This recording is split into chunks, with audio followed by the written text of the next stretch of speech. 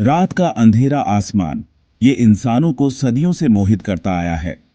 अनगिनत तारे मखमली कपड़े पर बिखरे हीरों की तरह इस कालेपन में चमकते हैं।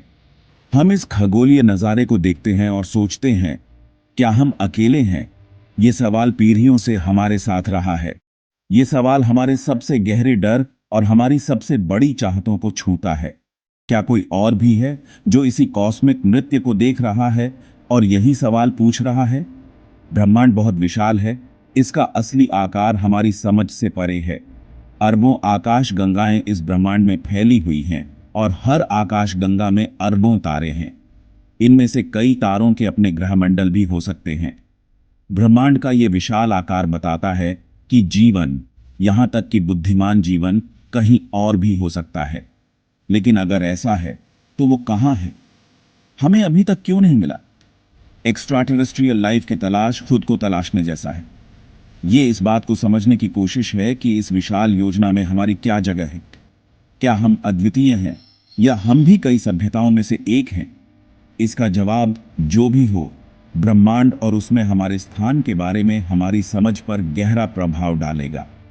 तब तक सितारों की फुसफुसाहट हमें इशारा करती रहती है, अनजान के रहस्यों को जानने के लिए हमें उकसाती रहती है।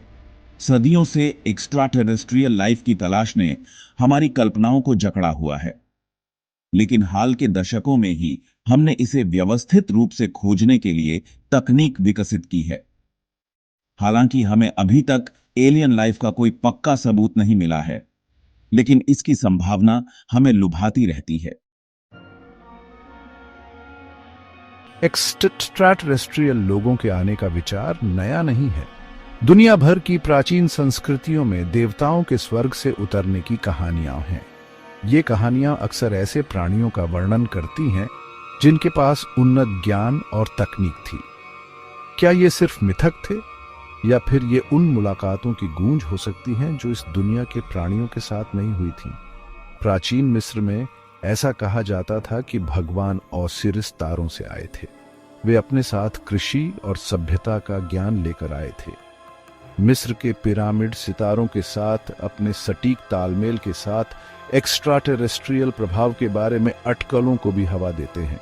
दुनिया भर में प्राचीन सुमेर में गिलगमेश का महाकाव्य एनकिडु नामक एक जंगली व्यक्ति के बारे में बताता है जिसे स्वर्ग से भेजा गया था। एनकिडु के पास अलौकिक शक्ति और बुद्धि थी। कुछ लोगों का मानना है कि वह एक एलियन विजिटर रहा होगा जिसे शुरुआती इंसानों का निरीक्षण करने या उनका मार्गदर्शन करने के लिए भेजा गया था। ये प्राचीन किस्से मोहक होते हुए भी थोड़े संदेह के साथ देखे जाने चाहिए। ये निश्चित रूप से कहना असंभव है कि क्या ये वास्तविक मुलाकातों का प्रतिनिधित्व करते हैं या केवल अज्ञात को समझाने के लिए कहानियां बनाने की मानवीय प्रवृत्ति को दर्शाते हैं। फिर भी वे एक याद दिलाते हैं कि एक्स्ट्राटेरेस्ट्रियल जीवन का विचार बहुत लंबे समय से हमारे साथ है। 20वीं शताब्दी में यूएफओ देखे जाने की घटनाओं में तेजी आई है। इन घटनाओं में अक्सर आसमान में अजीब रोशनी या ऑब्जेक्ट्स शामिल होते थे जिनकी आसानी से व्याख्या नहीं की जा सकती थी। ऐसी ही एक सबसे मशहूर घटना 1947 में रोजवेल, न्यू मैक्सिको के पास हुई थी। रोजवेल की घटना में एक रैंच से धातु के मलबे की रिकवरी शामिल थी।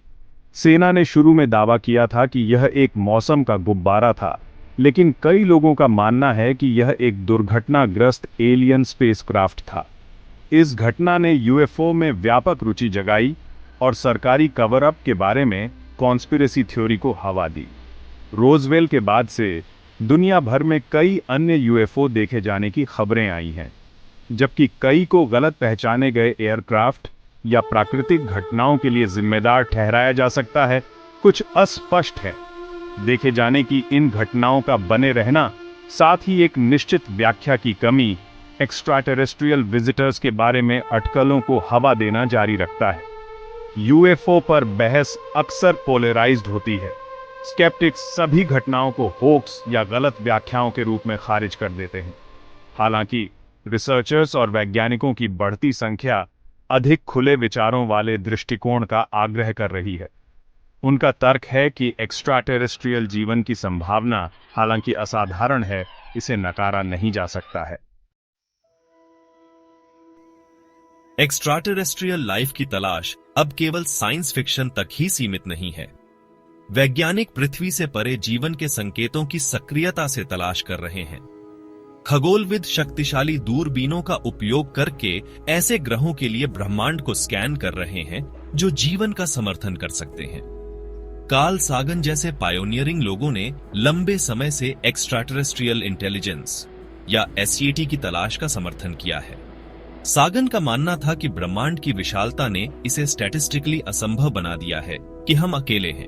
उन्होंने तर्क किया कि एक उन्नत सभ्यता के साथ संपर्क का मानवता के लिए गहरा प्रभाव पड़ सकता है। एक और प्रसिद्ध भौतिक विज्ञानी स्टीफन हॉकिंग ने भी एक उन्नत एलियन सभ्यता के साथ संपर्क के संभावित खतरों के बारे में चिंता व्यक्त की।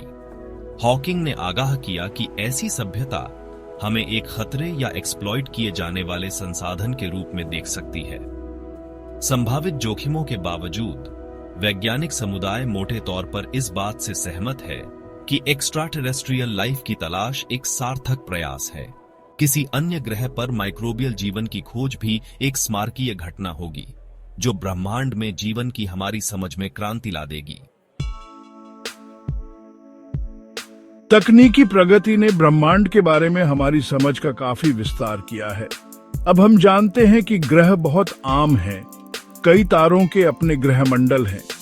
केवल केपलर स्पेस टेलीस्कोप ने हजारों एक्सोप्लैनेट की खोज की है। उनमें से कुछ अपने तारों के रहने योग्य क्षेत्रों में स्थित हैं। एक्सोप्लैनेट की खोज ने हमारे सौर मंडल से परे जीवन की संभावना के बारे में अटकलों को हवा दी है। वैज्ञानिक विशेष रूप से उन ग्रहों में रुचि रखते हैं जो आकार और संरचना में पृथ्वी के समान हैं, क्योंकि ये संभावित रूप से लिक्विड पानी को हार्बर कर सकते हैं, जो जीवन के लिए एक महत्वपूर्ण घटक है, जैसा कि हम जानते हैं। एक्सोप्लैनेट के वायुमंडल में बायोसिग्नेचर जैसे मीथेन और ऑक्सीजन की खोज करंट शोध का एक प्रमुख केंद्र बिंदु है। ये गैसें बायोलॉजिकल गतिविधि के इंडिकेटर हो सकती हैं, जो जीवन की उपस्थिति की ओर इशारा करती हैं। हालांकि हमें अभी तक एक्स्ट्राटेरेस्ट्रियल जीवन का कोई निश्चित प्रमाण नहीं मिला है, लेकिन हमारे पास मौजूद उपकरण और तकनीकें लगातार बेहतर हो रही हैं। आने वाले दशक निस्संदेह पृथ्वी से परे जीवन की संभावना के बारे में नई खोजें और अंतर्दृष्टि लाएंगे। जैसे जैसे ब्रह्मांड के बारे में हमारी समझ गहरी होती जाती है, वैसे वैसे इसके भीतर हमारे स्थान को लेकर रहस्य भी गहराता जाता है।